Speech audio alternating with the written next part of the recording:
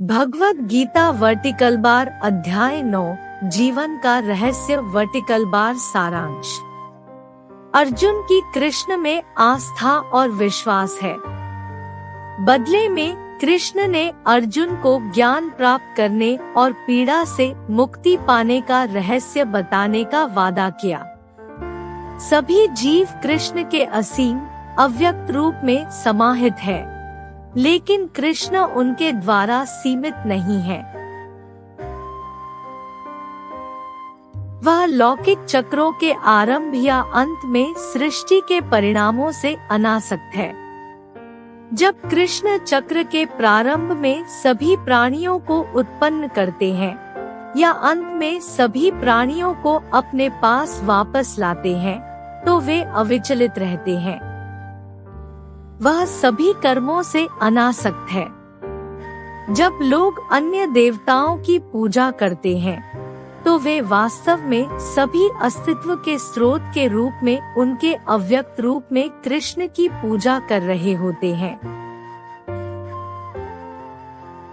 वे इससे अनभिज्ञ हैं, और जब कृष्ण मानव रूप में प्रकट होते हैं, तो उन्हें न तो पहचानते हैं और न ही उनकी सराहना करते हैं। कृष्ण का दावा है कि वह प्यार भरे दिल से दी गई किसी भी पेशकश को स्वीकार करेंगे। वे अर्जुन को अपने सभी कार्यों को करने के लिए मार्गदर्शन करते हैं, जैसे कि बोलने और खाने के रूप में छोटे और सांसारिक भगवान को प्रसाद के रूप में। इस प्रकार अर्जुन जो कुछ भी करता है वह पूजा में बदल जाता है। यही कृष्ण सही कर्म के मार्ग के बारे में अर्जुन को समझाने की कोशिश कर रहे हैं। उनका सारा मार्गदर्शन अंततः अर्जुन के लिए एक स्पष्टीकरण है कि क्यों सभी कार्यों को प्रेम और कृष्ण की पूजा के साथ किया जाना चाहिए।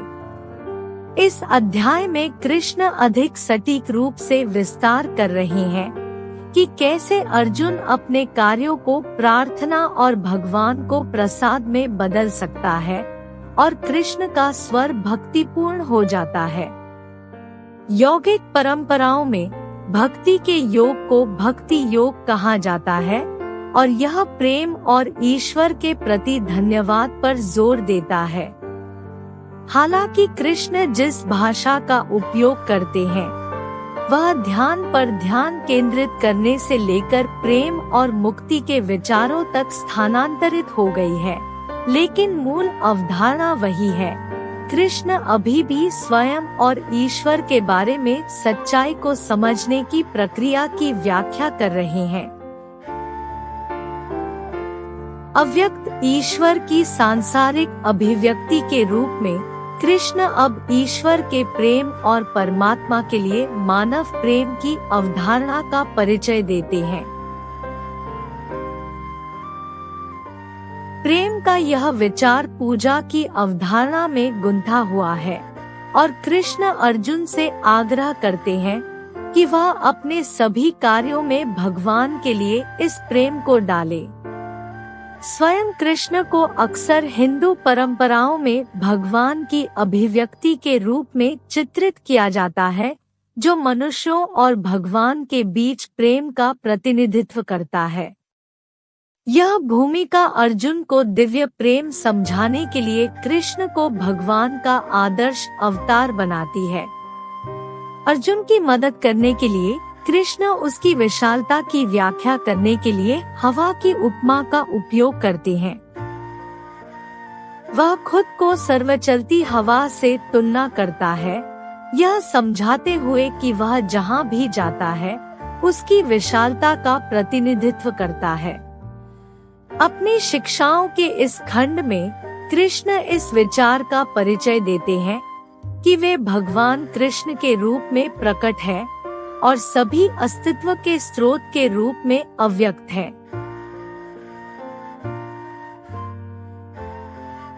अपने प्रकट रूप के अवतार पर ध्यान केंद्रित करके एक व्यक्ति अधिक आसानी से दिव्य प्रेम की खेती कर सकता है। एक अव्यक्त रचनाकार के प्रति व्यक्तिगत प्रेम की भावना पैदा करना कठिन है, क्योंकि अवधारणा इतनी विशाल और अमूर्त है। जब कृष्ण ब्रह्मांडीय चक्र के विचार का परिचय देते हैं, तो वह अध्याय 8 में पेश किए गए दीर्घ युगों का उल्लेख कर रहे हैं। इस चक्र के अंत में कृष्ण सभी प्राणियों को अपने पास वापस लाते हैं और एक बार फिर से एक पूरी तरह से नया चक्र शुरू करते हैं। यह प्रक्रिया मनुष्यों को होने वाली चक्रीय मृत्यु और पुनर्जन्म की अवधारणा की एक बड़ी अभिव्यक्ति है।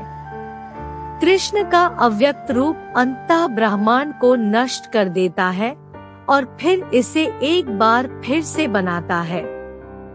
जिस तरह अर्जुन को अपने कार्यों से अनासक्त रहने के लिए सिखाया जाता है, कृष्ण जन्म, मृत्यु और सृष्टि के पुनर्जन्म के दौरान अपने कार्यों से अनासक्त होते हैं।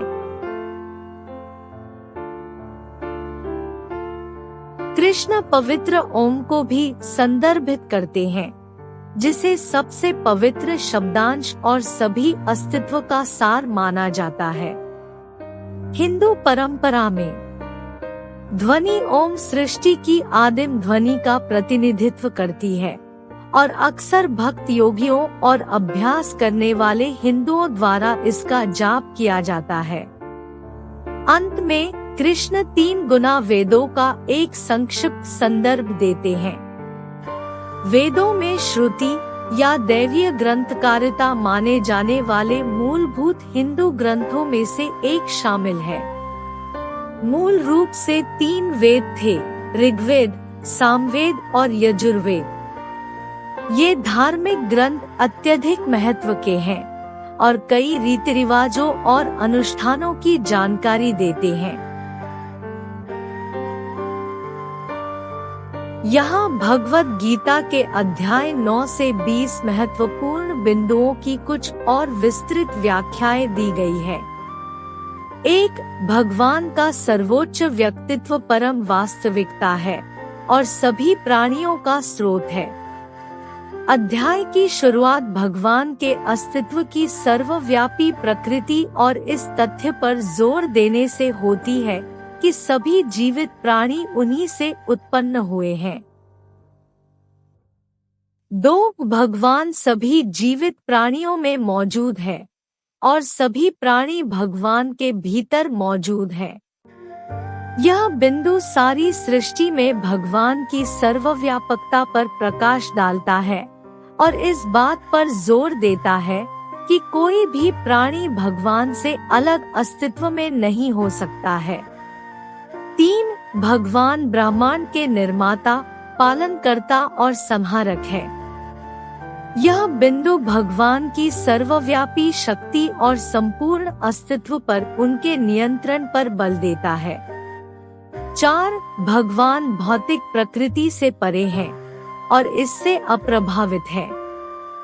यह बिंदु भगवान की पारलौकिक प्रकृति पर जोर देता है और इस तथ्य पर प्रकाश डालता है कि वे भौतिक क्षेत्र से परे मौजूद हैं। 5. भगवान सभी आध्यात्मिक पथों के अंतिम लक्ष्य और सभी आध्यात्मिक ज्ञान के स्रोत है। यह बिंदु भगवान के रूप में ध्यान केंद्रित करने के महत्व पर बल देता है, सभी आध्यात्मिक गतिविधियों का अंतिम उद्देश्य। 6. भगवान की भक्ति आध्यात्मिक अनुभूति प्राप्त करने का सबसे प्रभावी साधन है। यह बिंदु आध्यात्मिक ज्ञान के सबसे सीधे मार्ग के रूप में भगवान के साथ भक्ति संबंध विकसित करने के महत्व पर जोर देता है। 7. भगवान अपने भक्तों के प्रसाद को स्वीकार करते हैं, चाहे वे बड़े हो या छोटे। यह बिंदु भगवान की कृपा और अपने अनुयायियों से भक्ति के छोटे से छोटे प्रसाद को भी स्वीकार करने की इच्छा पर प्रकाश डालता है। 8. किसी की भौतिक योग्यताओं की परवाह किए बिना सच्ची भक्ति से भगवान प्रसन्न होते हैं। यह बिंदु धन या सामाजिक स्थिति जैसे बाहरी कारकों पर ध्यान केंद्रित करने के बजाय किसी के भक्ति अभ्यास में शुद्ध और ईमानदार हृदय होने के महत्व पर बल देता है। 9. जो लोग भगवान को आत्मसमर्पण करते हैं वे भौतिक अस्तित्व से मुक्ति प्राप्त करते हैं।